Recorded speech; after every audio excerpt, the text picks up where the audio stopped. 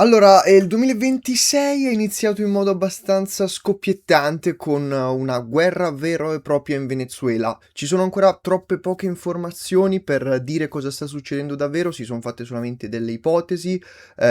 Io stesso mi sono informato da poco, praticamente è un qualcosa a metà tra un'azione preventiva per impedire che degeneri il Venezuela emancipandosi dall'egemone statunitense mischiato in realtà a un'azione di forza, quindi a un qualcosa del tipo mostriamo nuovamente per l'ennesima volta davanti al mondo, davanti alla Cina, che siamo ancora in grado di reggere il mondo da soli. Molti hanno già parlato di quello che è successo in Venezuela, ma voglio consigliarvi un video, cioè quello di Davide Montingelli, o meglio, una live ricaricata che potrete trovare sul suo canale, che vi lascio qua in descrizione. Vi consiglio il video di Davide tra tutti quelli che ci sono perché c'è qualcosa che mi ha colpito particolarmente all'interno della live estratta, oltre chiaramente alle competenze sull'argomento ben superiori alle mie anche, mi ha colpito tanto i suoi continui sbuffi, il suo continuo essere quasi sconfitto, relazionarsi contro una parete sorda, grigia, vuota di persone che rispondono o, come piace dirlo a me in maniera un po' più poetica, non parlano la sua lingua. Mi ha colpito questa cosa perché è la stessa condizione che vivo anch'io quotidianamente, non solo su YouTube, ma anche nel dibattito quotidiano. Infatti oggi noi non parleremo della situazione in Venezuela, quanto più della situazione dell'informazione in Italia e del fatto che ancora nuovamente caschiamo dal pero. Se voi aprite infatti un qualsiasi social che tratta di politica, attualità e quindi cose inutili sul panorama italiano, ehm, apriti cielo nei commenti. Ok che non è proprio il massimo livello di civiltà il commento di Instagram, però è un'ottima campionatura, un sondaggio della popolazione italiana. E quindi noi vediamo questa azione in Venezuela e cosa si respira nei commenti? Abbiamo sempre come al solito due grandi schieramenti, un qualcosa a metà tra il finalmente questo dittatore cattivo è caduto, quindi ora arriva la libertà, e un anti-americanismo perché sì, perché come si permettono questi di andare in giro e fare, ma dovrebbero esserci delle regole, tra l'altro che hanno scritto pure loro e non le rispettano. È sintomo questo di un paese che non sa stare al mondo, come abbiamo già affrontato nel video sul post-storicismo, e che è proprio, non lo so come dire, non ha percezione di quello di quello che succede in giro. Chi segue questo canale sa benissimo di cosa trattiamo, si spazia banalmente tra la storia e la geopolitica, non può esistere l'una senza l'altra, a parer mio, e come sa bene qualcuno, l'approccio alla geopolitica che ho sposato io è quello di Dario Fabbri. Però, nonostante tutto, nonostante ci sia scritto tutto sui miei social, sui miei profili, nonostante molto spesso un video qualsiasi per intero contenga, magari non tutte, ma la stragrande maggioranza delle informazioni che servono per discutere della cosa, a volte capita che nei commenti, quindi mi ci metto in mezzo anche io e per la prima volta metto in mezzo questa community, mi capita che mi rispondano con un altro livello di importanza. Nel senso, io affronto, anzi, noi affrontiamo una determinata questione a un determinato livello e mi si risponda in maniera inferiore, con un qualcosa di superfluo e di paradossale. Io magari sottopongo una questione, una manovra tattica che ha fatto questa determinata superpotenza in questo determinato contesto e mi si risponde in maniera politica.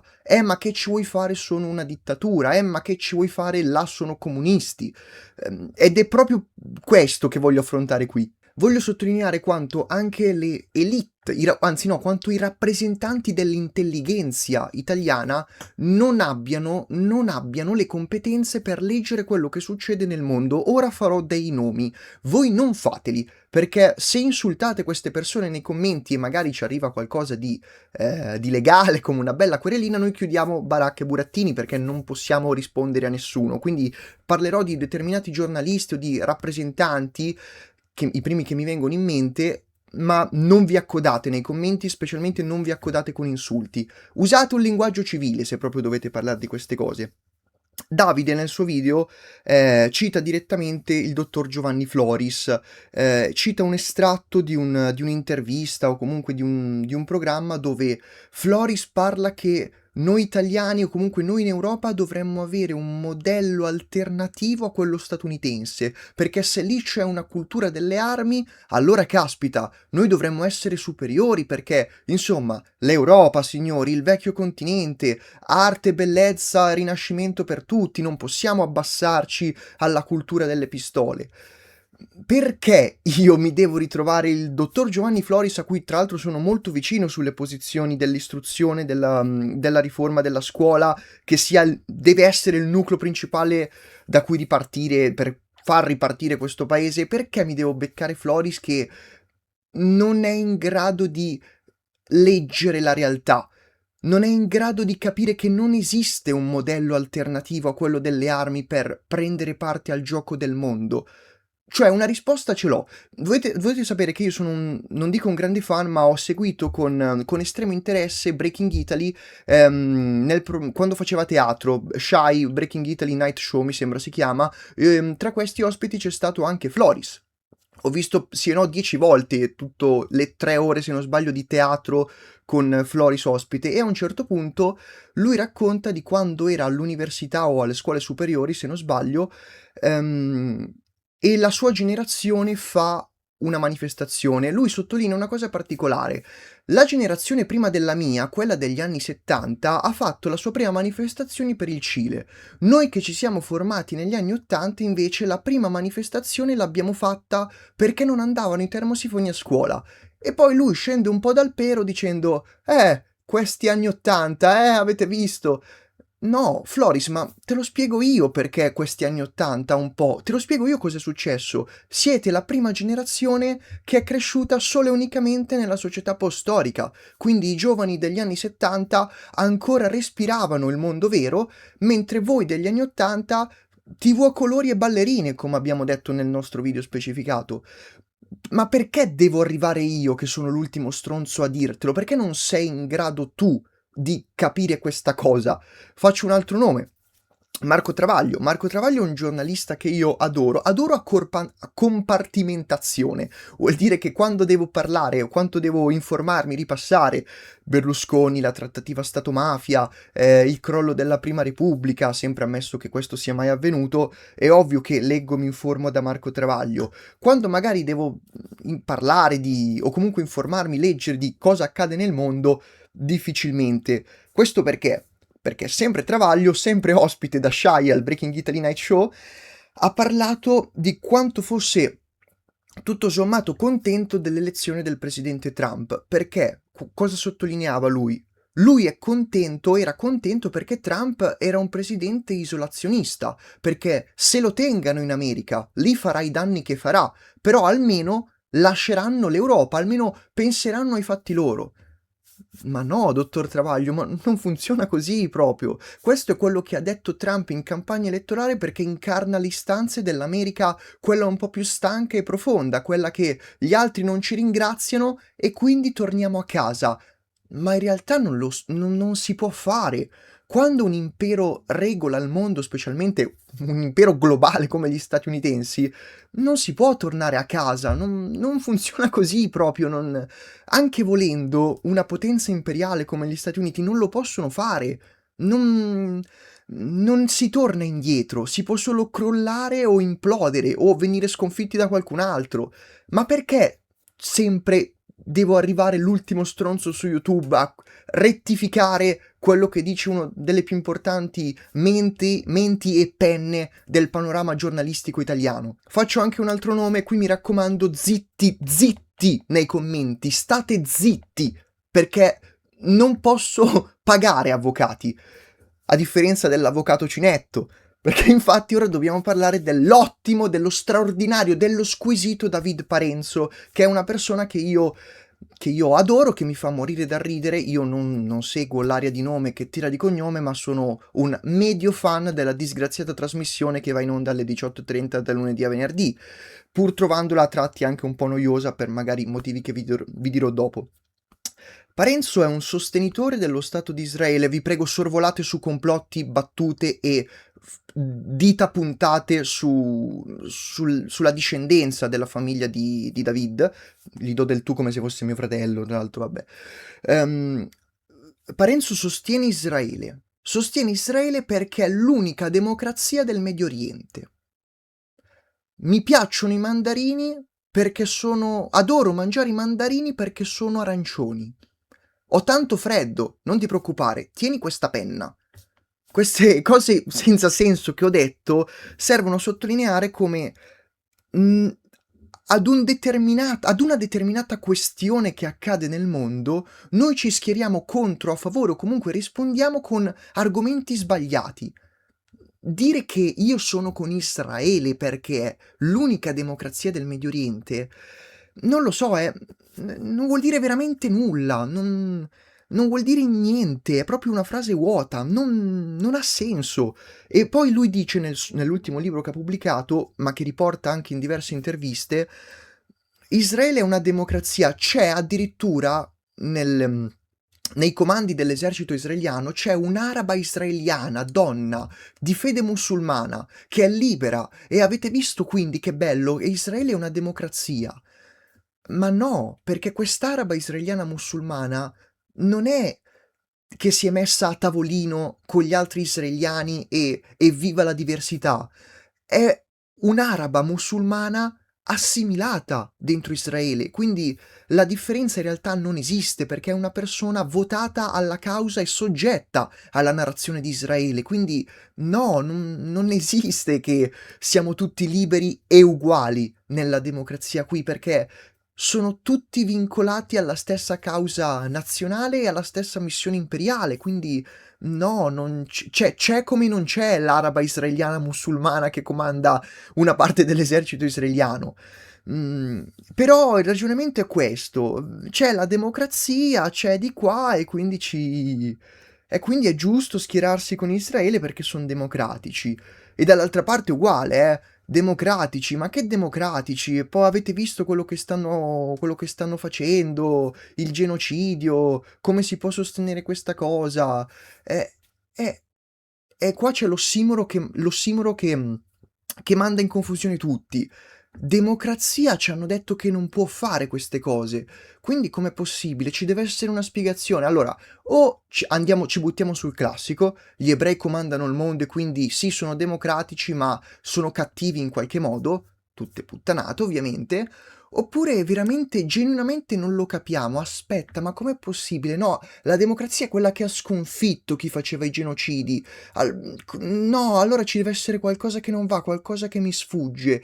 Quindi io faccio spallucce, scrivo un commento su Instagram e poi chi si è visto si è visto. E abbiamo già finito di portare avanti la nostra battaglia oggi. E qua spalanchiamo le porte a un altro punto che abbiamo già affrontato sul video del post-storicismo, ovvero l'anzianità di questo paese e la stanchezza nell'imbracciare e nel portare avanti fucili ideologici e bandiere. Siamo talmente stanchi che non riusciamo neanche a continuare un dibattito becero sotto Instagram, motivo per cui io non mi schiero mai, non mi apro mai a livello di idee perché so benissimo che dall'altra parte verrei frainteso e verrei ehm, relegato, ecco, relegato a una determinata zona. Però, siccome questo è un video anche in sostegno a Davide, che magari no, però io l'ho visto abbastanza abbattuto e solo nel video che ha fatto ed è una condizione che condivido anche io, purtroppo,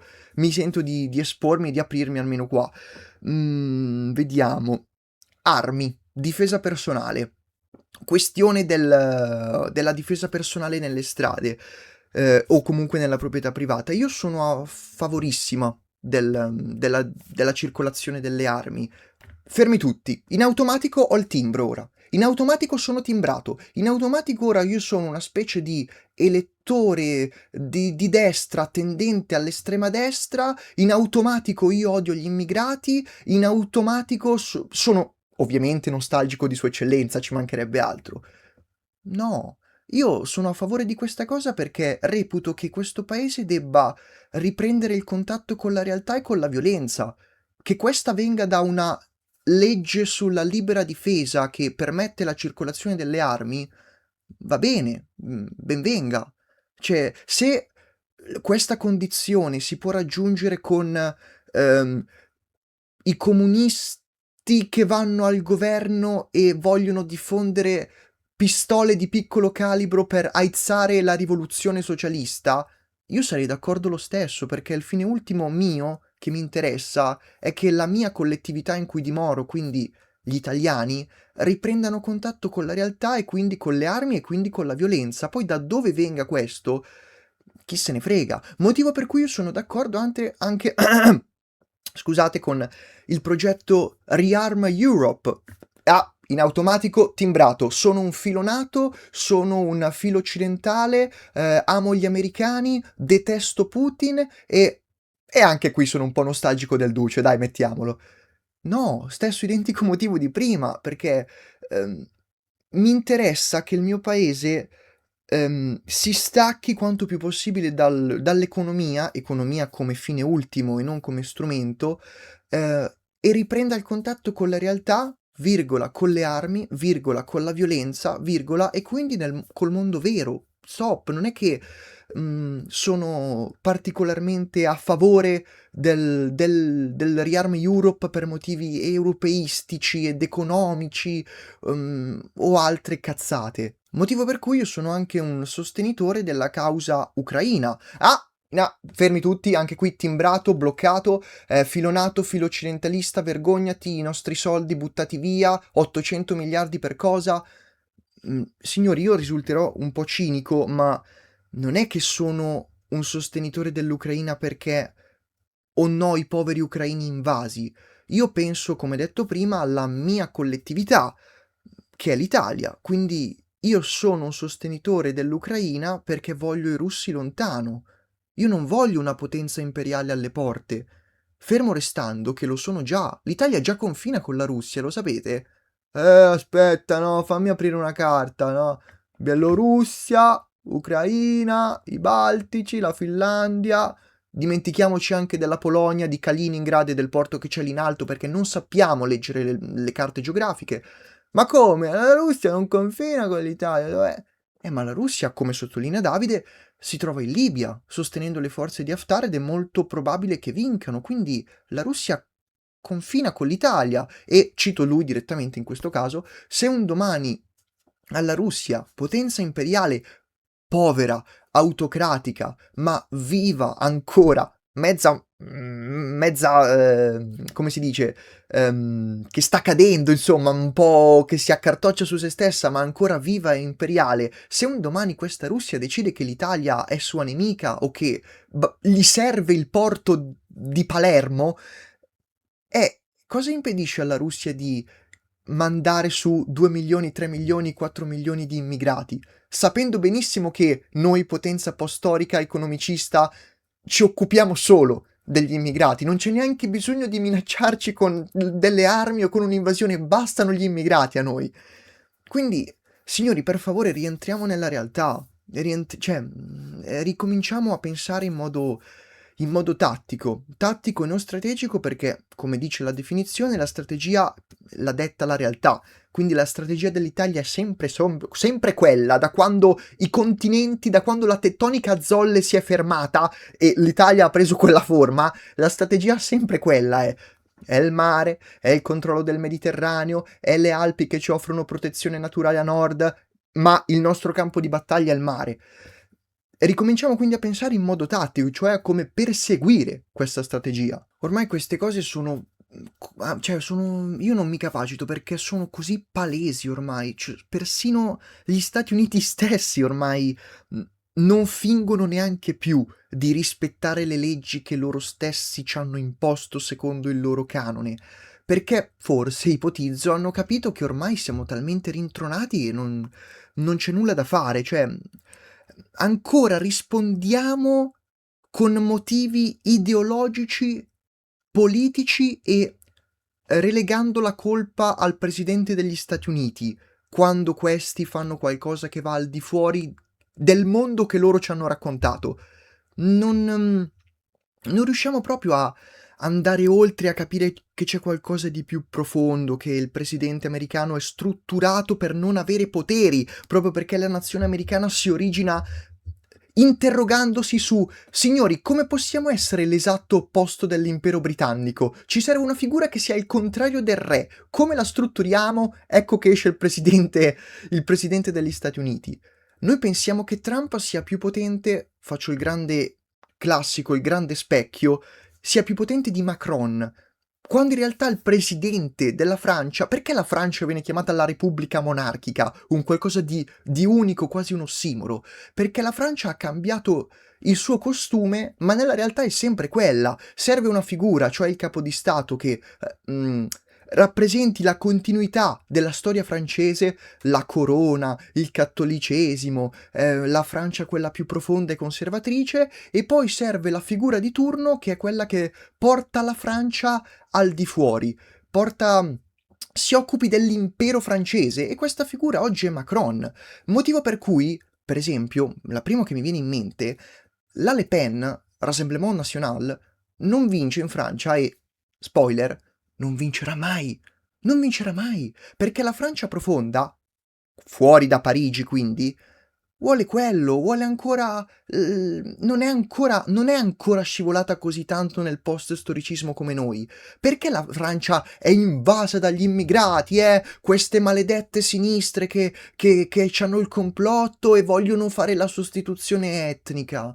Ma no, ma cosa no, no, la Francia semplicemente non ha ancora assimilato, cioè non ha ancora rinunciato alla sua velleità imperiale, non ha ancora rinunciato al far venire tutti qui, trasformarli tutti in francesi e ributtarli al di fuori per proiettare la Francia al di fuori.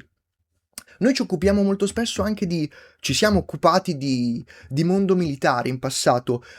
Fortunatamente la Francia ha un qualcosa di molto evidente che in passato, purtroppo ora non più, ma in passato è servito per prendere le persone non francesi e assoggettarle, assimilarle all'interno della causa francese. Questa è la legione straniera. La legione straniera che è millantata come un corpo d'élite super specializzato, e certamente lo è, ma oggi la legione straniera è una grande e magnifica forza speciale, ma in passato il significato della legione straniera è ben diverso. Vuol dire la legione straniera voleva dire letteralmente: prendi l'algerino, in 5 anni fagli il lavaggio del cervello e trasformalo in un francese, in modo tale che la Francia ha sempre linfa giovane per combattere e fare la potenza imperiale. Però queste cose non le sappiamo. Ripeto, scusate se sono ridondante in questo video, ma mi sento anch'io parecchio citato in causa dopo aver visto anche il carattere, comunque l'abbattimento morale di Davide nella sua live. Quindi, e questo vorrei arrivare anche a un'altra questione di cui magari anche lui sicuramente, e io in primis, siamo spesso coinvolti, ovvero l'accusa che riceviamo molto spesso di fascismo, quando in realtà no, cioè semplicemente parliamo sicuramente lui meglio di me, di come funziona l'essere umano. Banalmente, da quando si trova sulla faccia della terra fino ai giorni nostri, non in questa parte di mondo, perché dopo la seconda guerra mondiale siamo scivolati nella sfera americana e ci hanno indotto al post-storicismo, quindi queste cose non accadono più, cambiamo solo di economia, campacavallo, vattene a pesca, concludo e chiudo. Scusate, ma fatemi strappare almeno una risata. Veniamo accusati molto spesso di essere nostalgici di Sua Eccellenza soltanto perché ricordiamo alle persone che la violenza regola il mondo e che quindi non dobbiamo dimenticarla, relegarla, ma dobbiamo accoglierla. Qua mi metto in mezzo in prima persona, dobbiamo accoglierla, dobbiamo perseverarla, e se vogliamo continuare a comandare noi, l'Italia adesso non si trova in questa condizione, dobbiamo ovviamente alimentarla. Non c'è altro purtroppo. E non servono i fucili, non è necessario avere il fucile e la pistola per vivere o comunque essere coinvolti in una società violenta capace di dettare le regole del mondo. Per esempio in Palestina. Non è che sono così armati dall'altra parte, però ci credono a questa cosa della guerra contro Israele e anche con c'è un è quella di solito l'immagine molto evocativa, cioè il bambino coi sassi che lancia il sasso al carro armato israeliano. Vuol dire qualcosa, vuol dire che è una società giovane, violenta, che vuole combattere. Il motivo è perché combatte, lo sappiamo, quella è la sua guerra, la questione palestinese, eccetera, eccetera. Ma la realtà di base è sempre quella e possiamo applicarla a qualsiasi soggetto, qualsiasi collettività. A noi ci sembra strano perché siamo il paese più vecchio del mondo, l'abbiamo già affrontato nel video del post-storicismo, però mh, si, è questo che regola questo globo da quando l'essere umano ci ha messo piede, ovvero io che sono più forte di te e quindi per gentile concessione ti permetto di esistere, ma se domani cambio idea, non funziona. Facciamo una situazione ipotetica. La Spagna molto spesso è vista molto bene da noi, da una certa frangia politica, perché è un vero governo socialista che si oppone all'americano. Poniamo il fatto che domani in Francia il governo di Sanchez veramente vuole staccarsi da questo blocco NATO e dice basta, noi ce ne andiamo. Gli Stati Uniti dicono no, noi dobbiamo pensare alla Cina, dobbiamo manutenere il resto del mondo, quindi ci serve che l'Europa resti unita, voi compresi, non ve ne andate. Guardi, signor presidente americano, noi abbiamo fatto un sondaggio, abbiamo fatto un plebiscito, abbiamo fatto le elezioni, il 99,9% degli spagnoli, quindi dei catalani, vuole andarsene. No, voi non potete andarvene. Sì, no, sì, no, ce ne andiamo, non ce ne andiamo, ce ne andiamo, non ce ne andiamo. A un certo punto la Spagna non ce la fa più, si stacca e dall'altra parte cosa c'è se non ti schiero la flotta e torna al tuo posto? E a questo punto che accade?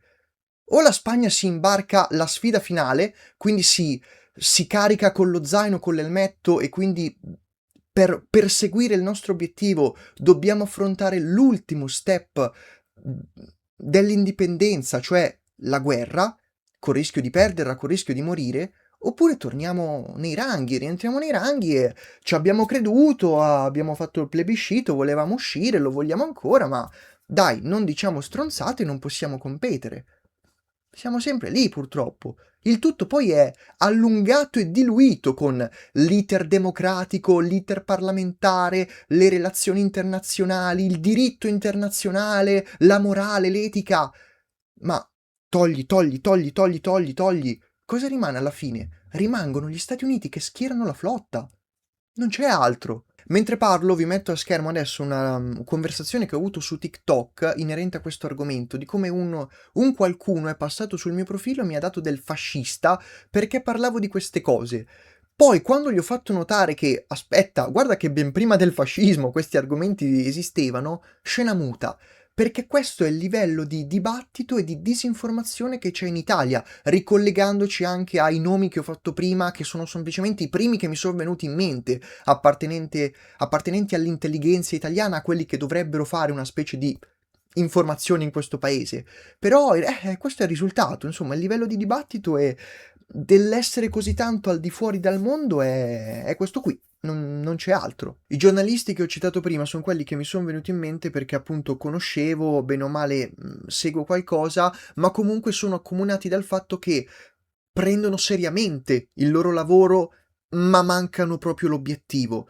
Poi c'è tutta un'altra schiera di volti dell'informazione e non che la serietà l'ha proprio buttata nel cesso, i vari Del Debbio, Giordano e via dicendo, anche al di fuori del mondo del giornalismo, anche nella politica, solo che finché io mi butto sul cavallo vincente di turno, che in questo caso sono gli immigrati, questa invasione che non c'è l'invasione, la sostituzione etnica, ma a parte quello, finché io mi butto sul cavallo vincente di turno, ma non faccio danni, è un conto.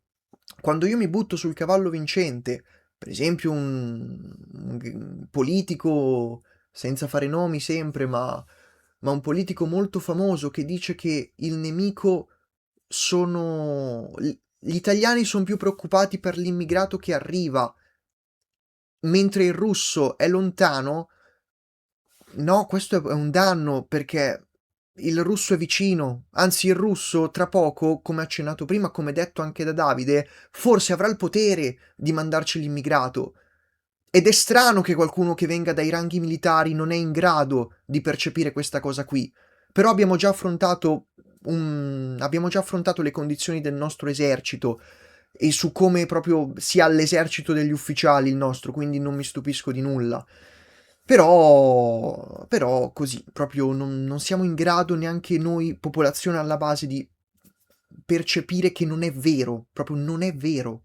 Non so bene come concludere questo video perché appunto non ha una scaletta, magari potrebbero venirmi poi in mente un sacco di questioni che non ho affrontato, ma poi rischio di divagare, rischio di andare avanti, rischio di collegarmi con cose inutili che non servono, quando in realtà era solo un bel modo per iniziare questo 2026, oltre a dare il mio sostegno a un collega con cui tra l'altro non ho mai neanche parlato, se non qualche messaggio veloce su Instagram, ma a cui mi sono sentito molto vicino in quegli sbuffi o in quegli occhi spenti di poca pazienza quando ci si relaziona, quando si è soli in questo paese e si fa questo tipo di divulgazione che facciamo noi. Perché siamo delle piccole isole isolate, scusate il gioco di parole, siamo delle piccole stelle, non perché siamo magnifici e bravi, ma perché è un paragone che mi viene in mente col cielo notturno. Siamo come delle piccole stelline in questo buio incredibile fatto di qualcosa a metà tra maledetti comunisti, avete distrutto questo paese, a metà tra il ci stanno islamizzando e c'è la sostituzione etnica, fino a altre cose inutili e false soprattutto. Quindi forse era più per me che per lui, diciamo la verità. Magari l'ho fatto più per me perché avevo bisogno io di parlare di queste cose, però la situazione è questa, insomma. Allora, signori, il 2026 è iniziato, il prossimo video arriverà penso lunedì prossimo, una decina di giorni, comunque sapete benissimo che vi tengo aggiornati su ogni social, seguitemi. Ovviamente su Instagram, su TikTok, su YouTube, iscrivetevi, lasciate hype, seguite anche Davide, vi lascio i suoi canali in descrizione, così per quei pochi che non lo conoscono vedete anche lui cosa fa. Io vi saluto e noi ci rivediamo in un prossimo video in questo 2026 che è iniziato veramente col botto. Ciao ciao!